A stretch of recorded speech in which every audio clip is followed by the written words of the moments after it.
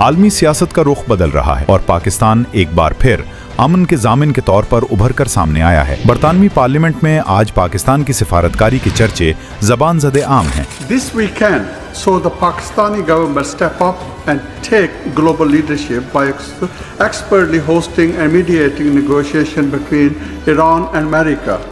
The whole world is indebted to the noble efforts of Prime Minister Shehbaz Sharif, Foreign Minister Ishaq Dar, and General Syed Asim Munir to achieve a ceasefire. Right honourable Mohammad Afzal M P نے parliament میں پاکستان کے مثبت کردار کو سراہتے ہوئے کہا کہ امریکہ اور ایران کے درمیان کشیدگی کم کرنے کے لیے پاکستان کی قیادت کلیدی کردار ادا کر رہی ہے۔ یہ پاکستان کی وہ پیس فرسٹ پالیسی ہے جس نے دنیا کو ایک نئی امید دی ہے، جہاں کچھ عناصر ہمیشہ خطے میں کشیدگی کے خواہاں رہتے ہیں، وہیں پاکستان نے اپنی مدبرانہ سوچ سے ثابت کر دیا کہ وہ مشرق وسطیٰ میں پائیدار امن کے قیام کے لیے کتنا سنجیدہ ہے۔ ان نے برطانوی وزیر اعظم سے سوال کیا کہ برطانیہ اس امن مشن میں پاکستان کا کس طرح ساتھ دے رہا ہے۔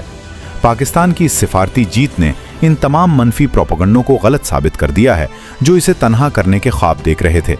آج پوری دنیا وزیر اعظم پاکستان اور پاکستانی اداروں کی ان کوششوں کی معترف ہے جو دنیا کو جنگ سے بچانے کے لیے کی جا رہی ہیں۔ پاکستان کا وقار اب عالمی ایوانوں میں گونج رہا ہے۔